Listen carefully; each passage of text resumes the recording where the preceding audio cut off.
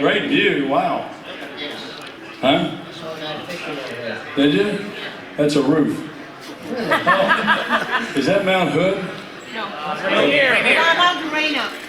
Who? Mount Rainier. Oh, Rainier. That's the volcano over Mount everybody's Rainier. scared. Mount Hood's in Oregon? South. I've skied Mount Hood. North. I did a charity ski thing. A ski race there. What? I'm going. I'm talking to them. I'm saying interesting things. What's so interesting about that? These people live here. Yeah, I know they live. They like that I've experienced their state. I was here in Tacoma once before. Yeah. I did a charity golf tournament. Richard Carnes. Richard Carnes, Yeah. right. ECC. Tacoma and not Seattle. I do that. Yes, he did, yeah. Yes. I got a nice picture from him. I spoke no English.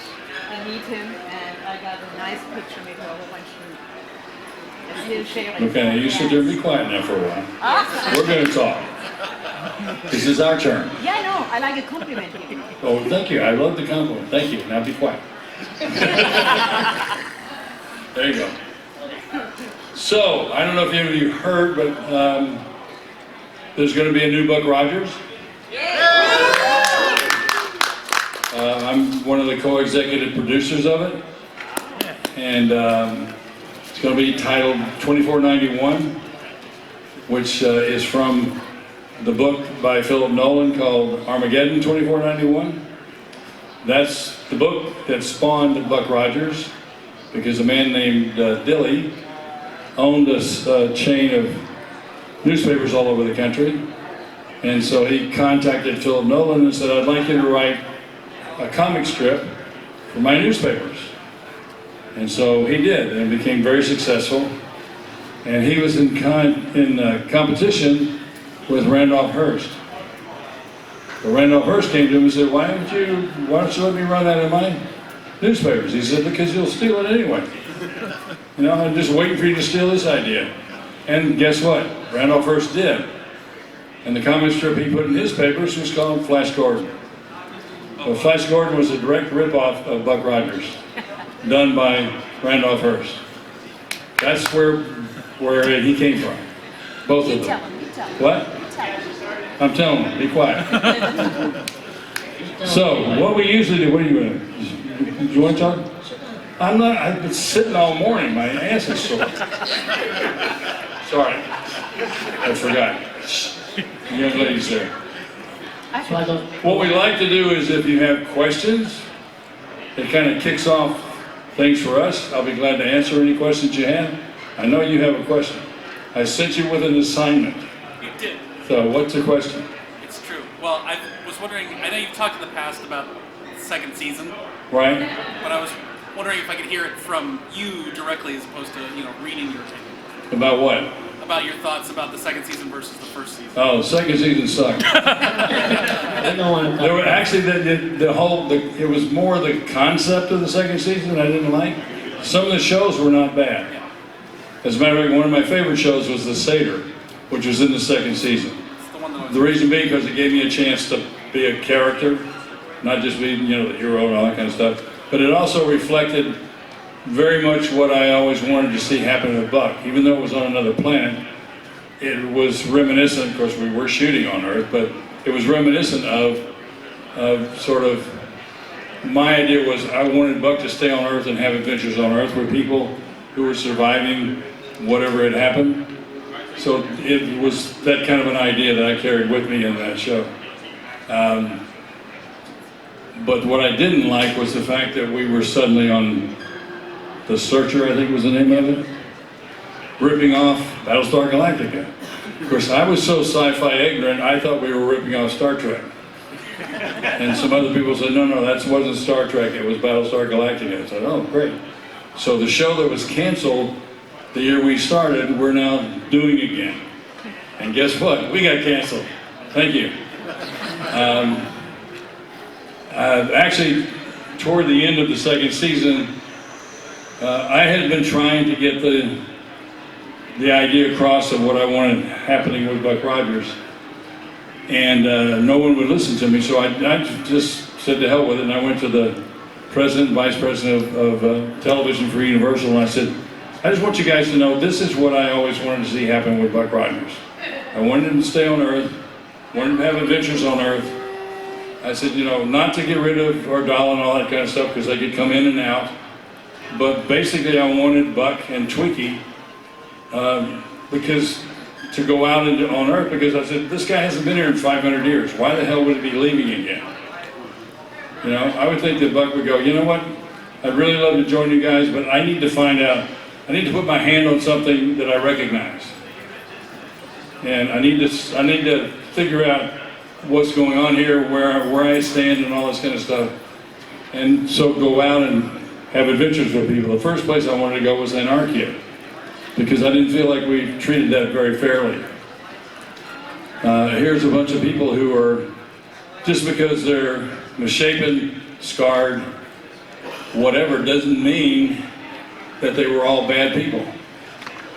Sort of reminiscent of people who live in, say, ghetto areas or bad areas. They're basically subject to marauding gangs or whatever, and probably these people, actually I've spoken to some of these people in these areas, they just, all they want is a decent life for their kids. They want their kids to get a decent education. They want them to be left alone, to live their lives in peace. And what I wanted was for Buck to find out that these are exactly the same type of thing. In other words, mirror today's stuff, talking about it in 500 years. So Buck gets a realization of, oh yeah, they're not all bad people. And, you know, it's also to find out that these people, the reason they're so angry is that every time someone comes out from the inner city, they shoot them. I'd be pissed off too. And it's like, yeah, you know, no one's come out and said, can we help you? You know, yeah, we know it's been tough, but can we do something for you? Can we improve your life? You know, we're living under this dome and having these balls and dressing nice and everything. Meanwhile, you people are scratching and trying to survive. Maybe we can help you with that. So that was sort of the first story I wanted to do. The fact that I'm a co-executive producer of this one, and when they came to me, they said, we love the idea. We want to see you be able to recognize that and realize that dream. So we want you to be a co-executive producer of this show so that you can be directly involved with the concept of this new series. So this is what we're going to do. It's going to be, you know, the trick is going to be keeping the sense of humor in the show, because I think that's very valuable for that character. I won't be Buck. There won't be a Buck, because the whole thing of Buck Rogers is tied up in so much litigation, we have to stay away from that. But his name is Anthony Rogers. That's the name the guy had in Armageddon 2491, so we're going to keep that. There is a Wilma Deering in it. I'm going to be playing the president of some federation or whatever. We haven't realized quite what that is yet. And I'm also going to be a mentor to the new Buck.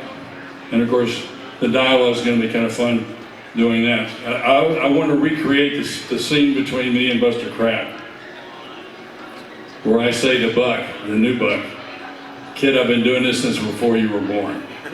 I never forgot that line. So that's sort of the legacy of what's going on. That's what we're doing. And next week, or week after next, because I'll be in London next week. Next week after that, we're going to be meeting with several major studios who are interested, very much interested and excited about doing Buck Rogers again. So that's nice.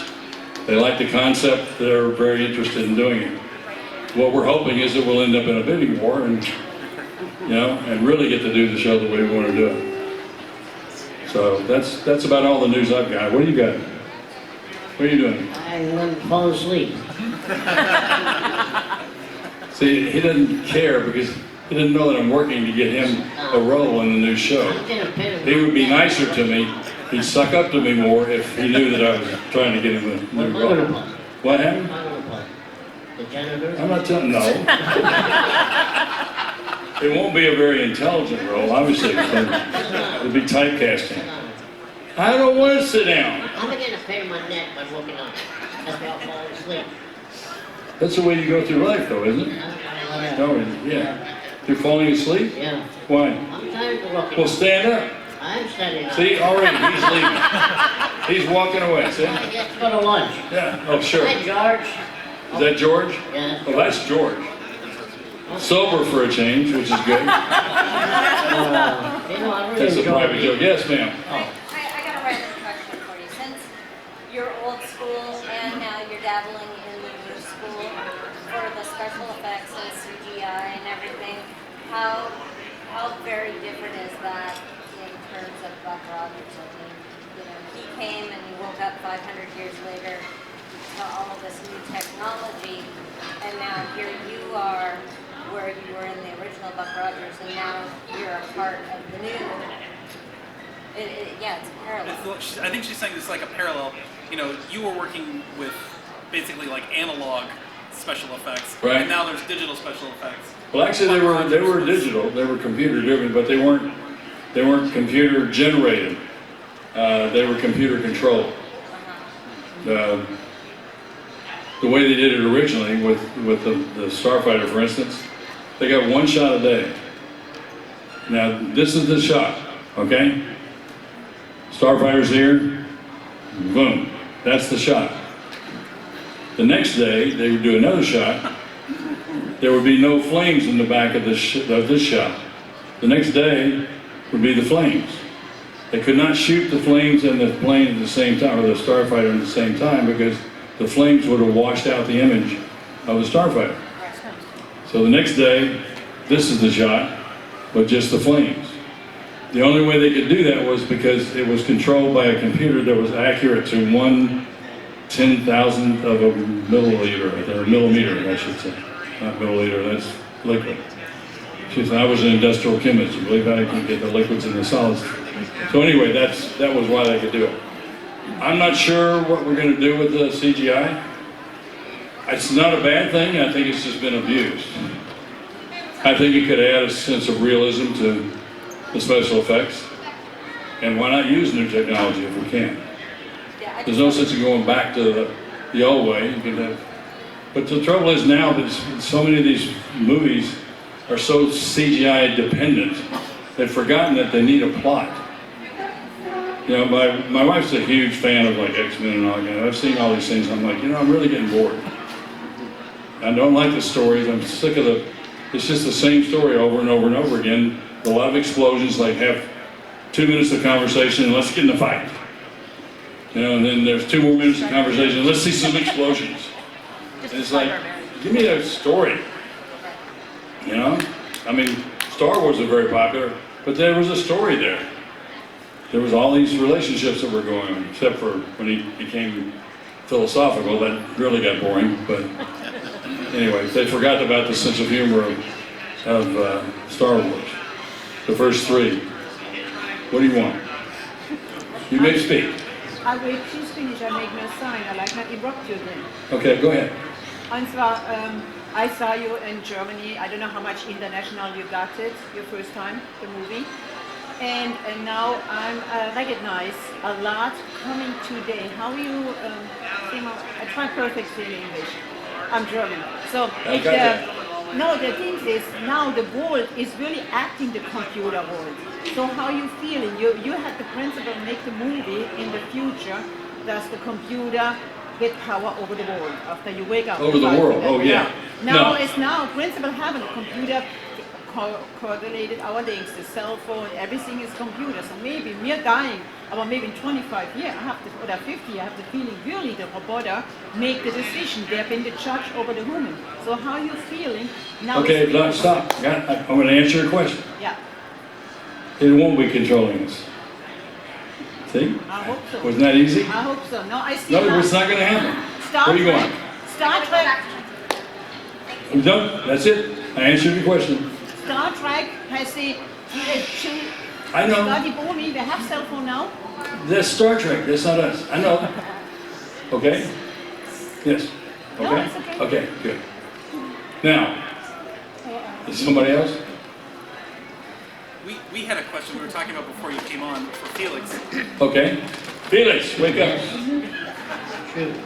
We were wondering, Did you do the lines at all? The Mel Blanc lines? Did you talk You at know all? about Rogers or Yeah. Vicky? Yeah, or- No, I didn't. Are you doing them now? I didn't do the line. Mel Blanc did all the work. I did all the acting. And Mel Blanc did the voice. Let me answer that for you, because he won't do it. I will, though. No, seriously. There were no lines. Twiggy had no voice when we shot the movie. There was nothing. All that was his ability to act through 2 inches of plastic. And you understand that this guy created a character. Some people didn't like him, but most people loved him.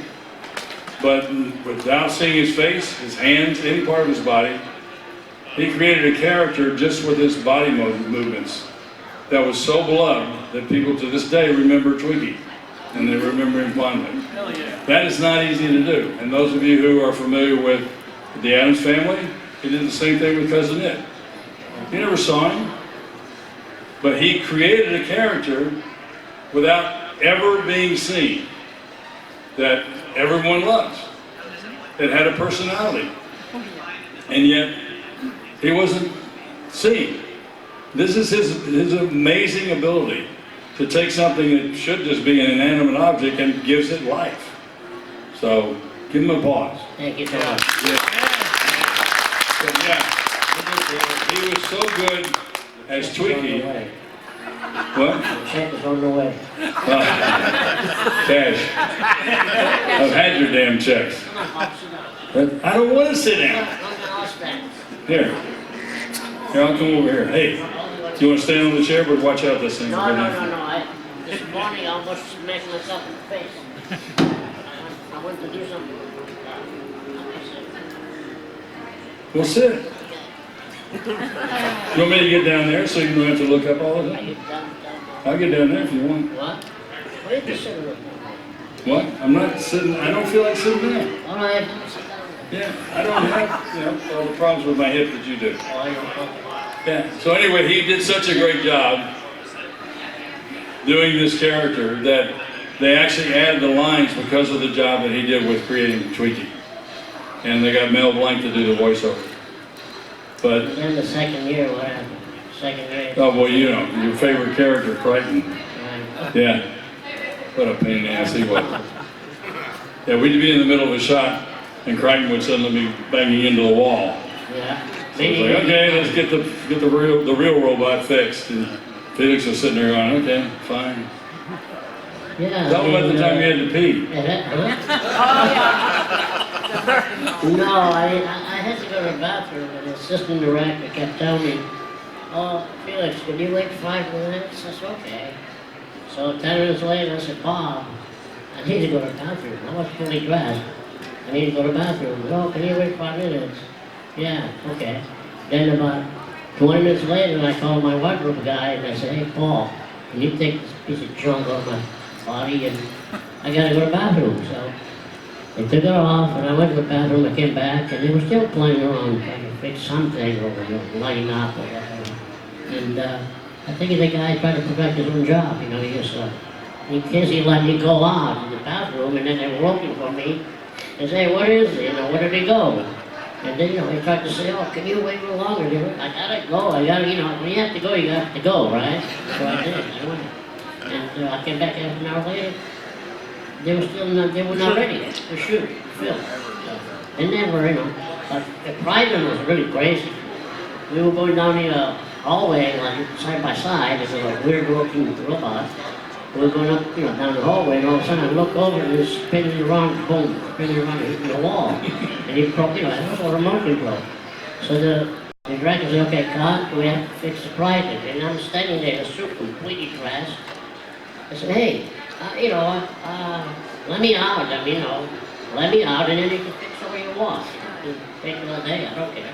As long as you let me out, I have to breathe, So they didn't care, about it. They just care about it, private, a piece of junk. He did it almost every scene that we did together. Yeah, that's crazy. And then the camera kept breaking, remember the camera that came out and broke down? Yeah, brand new camera, yeah. So, Twiggy's standing there in the costume. They don't care. Wow. Yeah. Maybe they Well, forgot there was a female. What? Didn't Maybe even they forgot there realize. was a human in there. Yeah, Wasn't they that don't true? Could have been, yeah. You know, sometimes they don't realize somebody's in there. You know, they look like, okay, it's probably a robot. Who cares? Yes. Universal's not the most caring place to work. Universal. Huh? Yes, sir. Yeah. So, one of the recent episodes I saw was the one that had Jamie Lee Curtis in it. Right? And there's two things about that I wanted to mention, I wanted to ask you about. Was one, I really miss the effects that they used on the android guards in that prison, where they would explode and have springs and wires and stuff poking. Like, you never see that anymore, and that was so cool back then. Right? I really loved that. But I just wanted to ask you, like, what was she like? Because that's like before she blew up and everything. So, is there, got anything you could tell us about? She's great. I really like her. Still like her to this day. She was really sweet. We shot up in way in the high desert around the borax mine in Boron, California, because it's that desolate area. And she actually cooked, baked 3 pies for me and my wardrobe guy, and that was it. We just, she came in and said, "Here, I got to bake this for you." So we enjoyed the pie.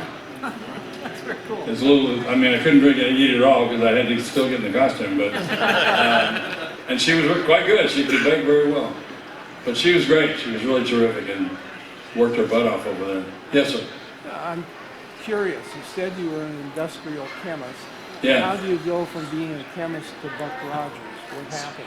Well, you resign everything you're doing and you get in a cab and go to the airport and then get on a plane and fly to New York and spend 10 years in New York and then go out to LA and have them offer you this part and turn it down 3 times. Did you act during college or something? Well, I had a singing group in college called the Richmond Trio. Now, it's an interesting story about this. We had a singing group called the Richmond Trio, which was the area of hootenannies and folk songs and stuff.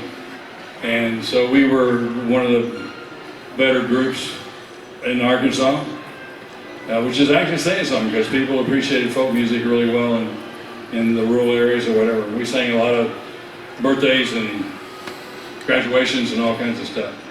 And a group called the Four Preps did an appearance I was at Arkansas State Teachers College, and I wasn't going to be a teacher, I was in pre-med. And so they had made an appearance, and we were asked to entertain during their intermission while they were taking a break. So we did, and they came back out, and we had done such a nice job that they asked us to sing with them.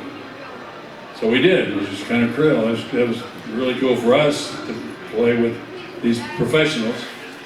So, go 20 years in the future, I'm sitting at Glenn Larson's office, and we're talking about, Buck Rogers, and if it doesn't go, he says, "Here's the next one we want to do," and it was a script of Magnum PI, and he said, "That's what I want you to do next if the Buck Rogers doesn't happen."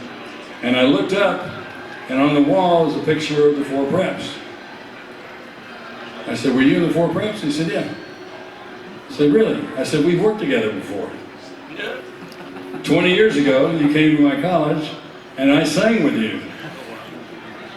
Glenn wrote a song, remember, 26 miles across the sea, Santa Catalina is waiting for me. I'm a little off, but he wrote that song. It was a huge song in the late 50s, or rock and roll, sort of a ballad kind of thing. Anyway, I thought that was interesting, that we had actually worked together so many years before, and I didn't even realize it. Yeah, and it became a moot point as far as Magnum PI was concerned because they picked up Buck Rogers as a series, based on the success of the movie. So, yes, sir. Mr. Gerard, I really enjoyed seeing you play the Admiral on the Star Trek fan series. Yeah. And how did you get involved with that show? Well, actually, I was up there to talk to them about doing that. What do you call it? The internet part of Buck Rogers. They were going to be shooting the Buck Rogers thing when Buck was back. It was set in the 20s or 30s or whatever. The original Buck Rogers. And so I was up there to talk to them about that. they wanted me to co-executive produce that as well. And I said, okay. But they said, well, we're shooting this Star Trek thing. We have a role we really love you to do. Admiral Sheehan, I think is the name of the character. I said, okay, I'll go to the dark side. And, but you have to pay me, so they paid me, and so I did it. And the picture that I don't have the picture with me because since this is the 40th anniversary, the only pictures I have the 40th anniversary stamp on it. But it's not really a stamp, it's actually printed into the pictures. Anyway, there's a picture of me sitting in the what do you call it, the bridge.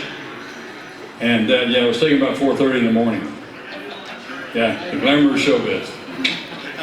But we just finished shooting all night, so they said, we want to get some shots. I said, okay. So they took that. The tunic that I have on was made from a bolt of the original cloth from the 1960s show. Yeah, Paramount gave them all that stuff, and they made that up for me out of that original bolt of cloth. I thought that was kind of cool. Though I never did see Star Trek. Never watched it. I wasn't a big sci-fi fan. I didn't even like Buck Rogers when I was a kid. You know, I used to go, we didn't have TV when I grew up. So we used to go watch the serials at the movie theater.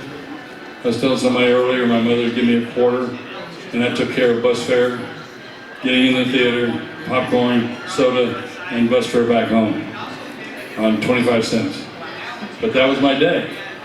Usually it involved a John Wayne movie and several serials, two of which were Buck Rogers and Flash Gordon, two of my least favorite shows. I like the Westerns. I like Johnny McBrown and Flash LaRue and all that kind of stuff. And you know, and Johnny Weissmuller as Jungle Jim and Tarzan. I like those kind of shows. I thought, I didn't care for Buck Rogers much. I never told Buster that, by the way. But yeah, that was fun. Buster told me an interesting story. But he and Johnny Weissmuller used to go out because they were old friends. They were both Olympic gold medalists, swimmers. And he said they used to go out together and they hit the clubs. And a much more club atmosphere back in the 30s and 40s. And he said their favorite thing was to go out clubbing and pick fights. So they used to, you know, pick fights with people and they'd go out in the parking lot and they'd stand back to back and fight people. And I thought, okay, whatever. And then they would all go back inside and have drinks together, and that was just what people did for fun. Now you'd be in jail. Then it was like, hey, that's great, let's go have a fight. Okay, fine. I guess everybody wanted to fight Buster Crabbe and Johnny Weissmuller.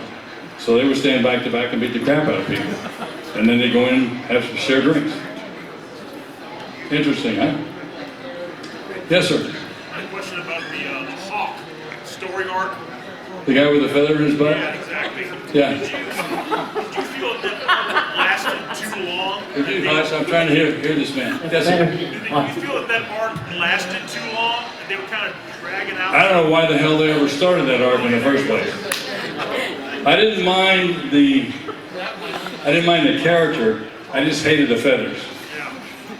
I thought it would be interesting. I mean, why did he have to have feathers? All of a sudden I thought, okay, we're taking Buck Rogers, which has some semblance of reality sci-fi, and now you're making it Saturday morning cartoon.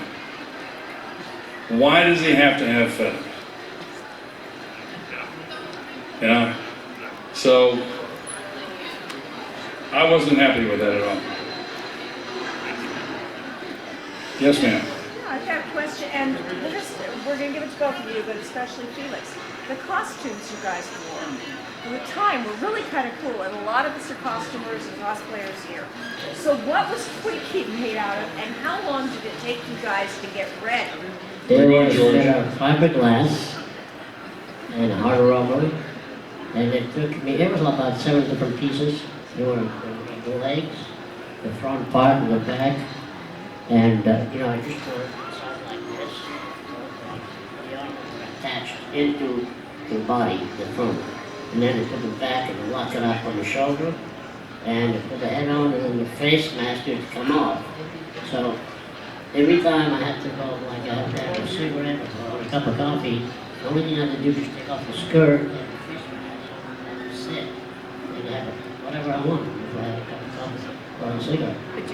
But the problem was I couldn't go up and down the stairs because the legs, the skirt was coming down a little bit down to here, so I couldn't bend the legs. And this friend of mine here, the gentleman over here, he used to pick me up. Somebody's here. He used to pick me up and pick him up, put him in the ship. Well, we get shape or whatever. And every time he said to me, Felix, Daddy, you're getting fat. I said, and I just said half a word. You know how many times I said half a word to this guy? Every time he picked me up, I said, Felix, you're getting fat. So shut up, you know. But anyway, that's what it's some pieces. And it wasn't fun, it wasn't too bad. The only thing was, like if Beth had a close up, the camera could see my eyes, so they had to belt and blanket my eyes. It looked like every time I went to lunch, I had a silver suit knee with a look super black eye, looked like a raccoon walking around. That was fun. Yeah. The first year was fun, well, the second year was fun. Who cares, right? Well, I cared. Second year, well, I don't know what. Didn't make any difference, but I Yeah, cared. no, the second year was all right. I did get fed up with the second year enough and realized that, well, actually I realized that we were on the way out when the ratings dropped off every 15 minutes on Time of the Hawk. And it was like, okay, well, we're done. So the next Monday after the show was on the air, next time I was on the set, I said to Tom Christopher, you need to be looking for another job because we're not going to last. You don't lose that share every 15 minutes in like the 2-hour big time show for the start of the season. I remember John Malley used to come every day. Yeah. The set and shut down and, oh yeah, we're doing great and whatever. Yeah, he's full of shit. Anyway. A bunch of liars. So before the second season was over, having tried for 2 years to get people to listen to me, I finally went to the president and vice president of television at Universal, and I said, look, I just want to go on the record with you guys because no one's been listening to me for 2 years. This is what I always wanted to see happen with Buck Rogers. From the time the movie ended till now, this is what I wish we'd been doing. And I said it would have been a lot cheaper because we wouldn't have needed all the special effects every time. It would have been more character-driven shows. And so they heard the stories and they said, wow, that's the best idea we've heard in 2 years. Why haven't we heard it before? I said, because nobody would listen to me.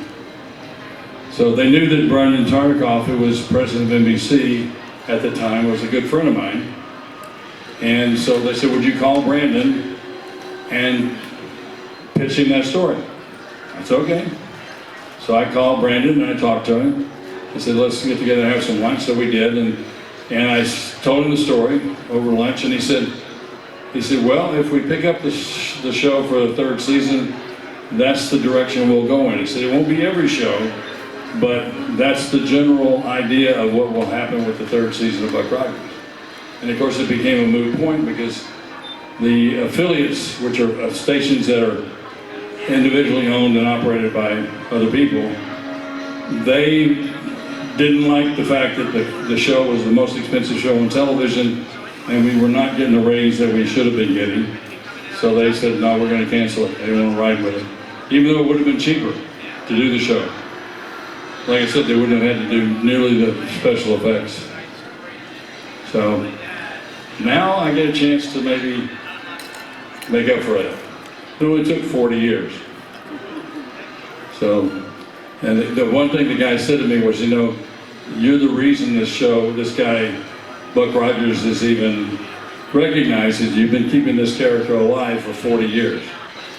So let's see if we can do something with it. So it's kind of nice that they appreciate the fact that I have been able to keep this guy alive. So hopefully you guys will like it when it comes out.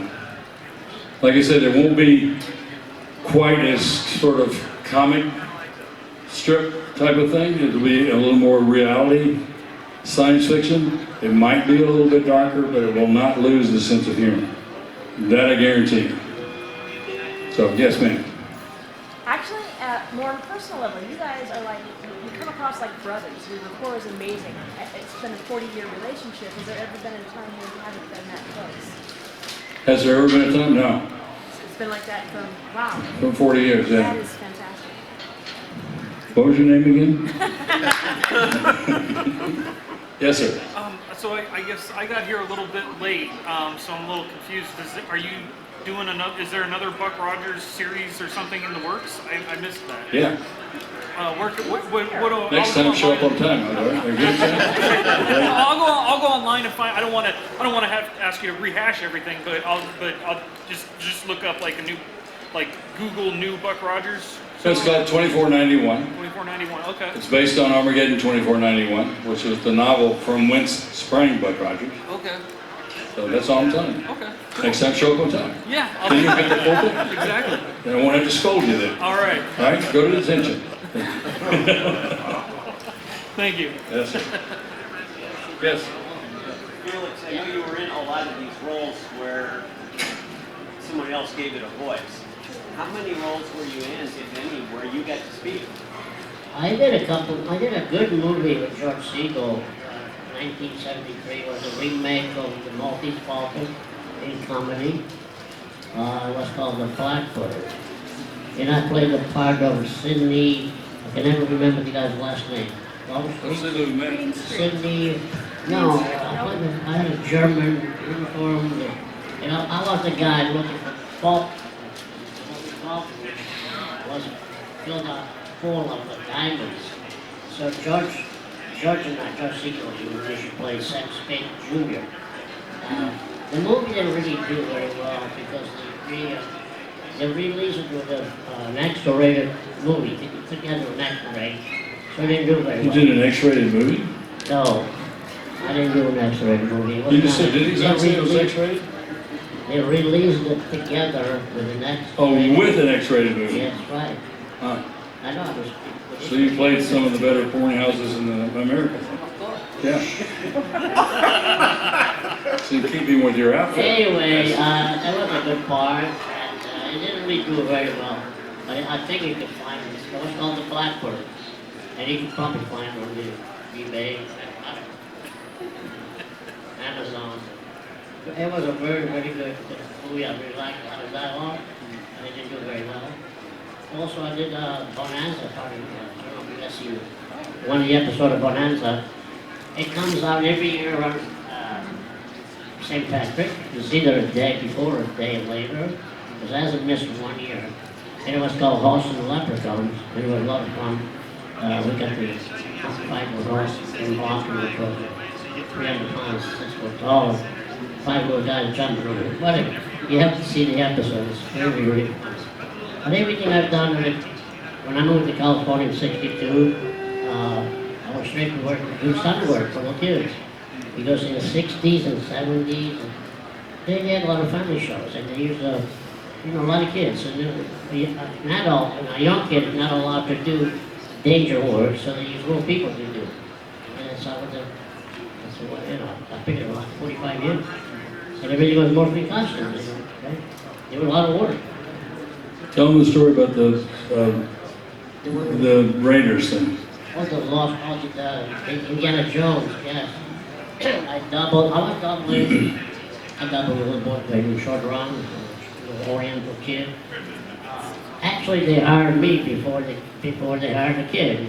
Spielberg, he had a poster every piece of paper, every telephone pole in LA looking for little kids to hire. Because Spielberg doesn't like to use well-known actors. He likes to teach him while he's working with. He tells him what to say, whatever. So anyway, they hired me. I flew over from LA to Hong Kong, and then I went to India. And I arrived there, and they said to me, well, after the little boy arrived, he says, well, you're a little bit too short. We need to put something on your feet, or let me get you up the same size. And Spielberg said, no, we're not going to do anything like that, because we don't want him to run around and break his ankles. So he says, then we're going to send me home. I said, I don't care, he's going to send me home. So Spielberg said, no, this is no problem at all, because we're not going to see him that close. But anyway, We were in Tuolumne River near Sacramento, and I got stuck on the raft. We did a raft scene when I fell out of the airplane. And I'm not a swimmer. I cannot swim from here to there. So the guy said to me, oh, we're going to put a life vest on you. If anything happens, don't panic, you know. Well, okay, no problem. So I put the life vest, and we're going down the river. It was me and two other people, a guy and a double for Harrison Ford, and a double for Kate Capshaw. So we were going down the river, and the raft went down in a hole like this. It's supposed to come up and level up. It's going. It went down. The camera's filming this river here. The raft goes down. It was in a hole, and it was like this. It was upside down, flipped over. The other two people that jumped out, they fell off, and I'm stuck under there. I was hanging on this rope, and the guy said, "Don't panic." So just pull in the straight, you know. I kept pulling and pulling. Nothing's happening. So I didn't really get mad, but I really yanked really hard into the left field. And I was underneath an air pocket. And all of a sudden I'm thinking, should I let it loose? Should I hang on? And the guy said, oh, I was over there trying to pull on your leg. He didn't want to let the rope go. I said, oh, come on, what are you pulling the leg? So anyway, Spielberg found out from London that we were, whatever happened, he says, don't let Felix do any more work because I need him to finish the film. I had to go back to London to finish it. We worked together for 6 months, in and out of London, China, everywhere. And that's what happened. So I had like I used to have dreams almost every night for 6 months. When I almost drowned. But anyway, that's the story of Indiana Jones and Temple of Doom. And what happened when I fell in hot, Roger? What? When the guy picked me up? Oh, yeah. Oh, my You couldn't breathe. Oh. Guy picked him up to, not to put you over the fence, but he was going to pick you because you fell down. Yeah, he couldn't. He kept asking the directors, what do you want to do with this guy? He picked me up under my armpit and he's lifting me out. And I'm falling into the dust and I'm choking. I was going to choke. He kept, what do you want me to do with this guy? What do you, I kept saying, put me down. What are you going to do with this guy? You son of a bitch, put me down. I couldn't breathe. And kept, He also played the little blue man in Journey to Oasis. The second year, The second yeah. Second year, yes. Okay. So All that's right. a story about Indiana Jones, Temple of Doom. I like that story. It was great. Tell him how you started. He's from, actually, by accident. I have been in his home village in Italy. Abruzzo. Yeah. You went for the You're in Abruzzo. Yeah. Yes. Did you like the food? Not really. Not there anyway. We had some kind of a thing. I said, this is like eating grass. Huh? I swear to God, the guy mowed his yard and made dinner out of it. It's weird. Yeah. No, we have a good food in Italy. I know you. I didn't say Italy. I said Abruzzo Oh, at this guy's house. Yeah. Went to the wrong restaurant. But tell somebody you came from Abruzzo and you came here. Yeah. Talk about it. I talk enough about me. Talk about it. What am I to tell? Well, What's how? Tell them when you came to this country. What the hell you were doing? 1955. Jeez. I arrived in New York before Thanksgiving. It was freezing cold. This reminds me of freezing cold here too. So I told my brothers, I have a brother upstate New York, and I said, you know what? I want to go back home. Because I didn't like it. I didn't speak a word of English. They used to go visit friends, and they were sitting there. And what the hell are they talking about, you know? So he took me to New York City, and I got a job with the circus with the Wrigley Brothers. And I traveled about 6-7 years. As a matter of fact, I was in Seattle at the, what do you call it? We were there for the circus. Yeah, Space Needle It in was the 60, what was it? 62 to vote. Yeah, we went out there. And I travel here and there, I mean, east to west, north and south, I've seen everything. So I decided, in 62, I decided to add enough circus, and I said, well, I'm going to stay in LA. And I was working for somebody there. A gentleman from Gem came and said, hey, I'm looking for little people to do some stunt work. Why don't you know, I didn't have a car at that time, because we would, with a circus, you travel by train, so you need a car. So a friend of mine had told me to MGM, and I got a job. I did my first Sunwood. That's how it became about it. So a little bit after that, the Adams family came, and I put in 45 years. And it was a really nice journey, a great, and I enjoyed it. Didn't you have a group called the Harmonicats? Yes, we did. He was the Harmonicats. Yeah, we did the Johnny Paleo. I played a little part with what he played. And, we only really lived in LA, and then I decided to move out. So you just did a short stint as a Harmonicat? I can't hear you. Okay. We didn't really do too much. You know, we just played a little bit to Vegas a couple of times. I remember the Harmonicats. We Play the were harmonicas. Yeah. You're not allowed to leave without a pass. You got it? Oh, okay, fine. Yes, to go. You're excused. It's okay. You guys gonna want lunch when you upstairs? Say again? And how does that pertain to Buck Rogers? Well, that's Yeah, I'm gonna have some lunch after I get off stage. I just wondered if it's What time is it? You got 1 minute left. 47. How much? You got 1 minute left, yeah. 1 minute left. Like an AA meeting. We have time for a burning desire. Huh? Okay, what do you want? I did give you a compliment. And zwar the compliment that you come in here and you will all the money, or a part money donation for some Jew and for the other Haven House. Hen House spending this. Thank you for helping kids and other organizations. Thank you very much. Thank you for saying that. Appreciate Thank it. you. Well, Yes. Question, you had a theatrical release for the premiere of Buck Rogers' show. Yeah. It was started as a movie. Could you speak to your experience? Like, was there a big premiere? Was there... Actually, I'm the one that put on the premiere in Arkansas to benefit retarded citizens in Arkansas. Now, some of you would think that everyone in Arkansas is that way, but they're not. But yeah, it was to benefit. Universal wasn't interested in doing any kind of thing for the world premiere of Buck Rogers.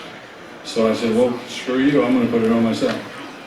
So that was the largest grossing theater in the entire country that weekend. tell them what they And did. I will. Shut your face. Buck Rogers grossed in its opening weekend in 1979 $12 million. Wow. Now, how much do you pay for a movie today? Anybody? What? You guys never go to the movies? Yeah, like $15 to $20. Around 18. So like, okay, let's say $20. This is probably a little bit over that. But at the time that Buck Rogers came out, theater tickets were like at the most $3, maybe $3.50. $12 million in 1979. Bring it to today. How much is that? Huh? How many millions? A lot, yes. Well, 12 million times 20 is $240 million. That was its opening weekend. It grossed $35 million in the 1 month that it was out. It was pulled out of the theaters with lines still around the block because Sid Sheinberg, who was the president overall of Universal, didn't like the film, liked me in it because I was offered 3 other movies after that, but he pulled it out because he had pre-sold it to cable, even though it was doing so well. Egos in the show business, in the film industry particularly, they don't care about the money. They care about the fact that they want to be right. So he pulled the theater, pulled it out. Grossed $35 million, so $35 million times, what is that, $700 million? Wow. Yeah. Couldn't get them to do a sequel. Couldn't get them to do anything. And that included the Dilly family. What they said to me, because I thought, well, the show's over, let's do another movie. Because it did so well. And it turned out actually it was one of the top 5 grossing motion pictures in 1979. Look magazine picked it as one of the 5 best pictures of the year. We had a movie called The Champ and China Syndrome were the only 2 movies ahead of us. We were number 3. And I forget what the other 2 were because it didn't matter. But anyway, it was like that kind of a record, and yet they acted like, oh, this is no big deal. Flash Gordon they were doing, and they did all the advertising. Oh, by the way, the budget for this iteration of Buck Rogers, 2491, is $8 million for one thing. The movie Buck Rogers budget was $3.5 million. Now, if you think about that in 1979 dollars and put it to today, okay, that's what, 70 million? You made 700 million? They weren't interested in doing anything else with it. You think, God, man, isn't it all about money anyway? Why wouldn't you want to do this thing? So it's been really weird for 40 years dealing with this thing, because it's like, do you realize how successful this thing was? The reason that NBC picked it up as a series was because the movie did so well. And then they took the movie and cut it. They changed the opening sequence, and then they cut stuff to allow for commercials, obviously, and that became the pilot for Buck Rogers, which was called The Awakening, and then the series came on after that. But it's like they could do a primer of what not to do to make it so successful. They could write the book on it, because everything that they could do, they did that messed up Buck Rogers. We were, after four shows, we were tied with Laverne and Shirley and Simpson. Laverne and Shirley was the #1 show for the entire year before. Simpson was was it Simpson? The butler? Vincent, yeah, I'm okay, I'm old, give me a break. So Vincent was the hot new comedy. So we were tied with them at the end of 4 shows, and they took us off the air to give the special effects guys a break, which at the same time was when a lot of shows were being canceled. They didn't put 2 sort of dumb Thanksgiving specials on. Then they did the pilot again, which had just been on 6 weeks before, and then they did a retrospective. We'd only had 4 shows. Usually you don't do a retrospective until like the 4th year, not the 4th show.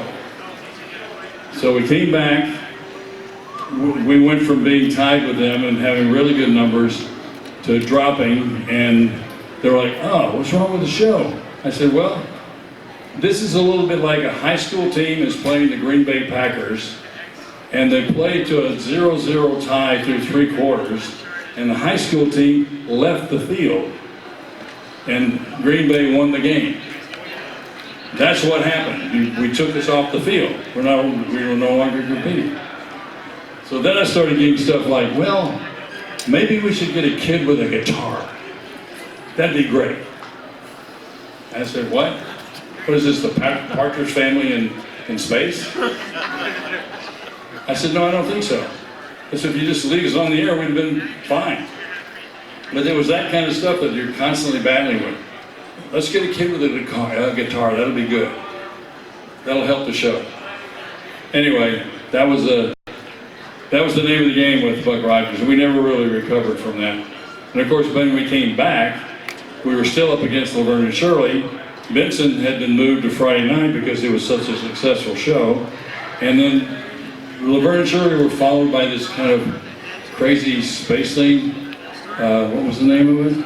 Oh yeah, Mork and Mindy. That was our competition. And they'd had plenty of time to establish an audience. And like I said, we lost people because they thought we'd been canceled. And then we had, of course, the second season, which was nothing to write home about. So that was the killer. So, you done? You ready to go? I think we have people following here. You have a salad waiting? It's getting cold. Yeah, your salad's getting cold. All right, that's it. Thank you so much. All right.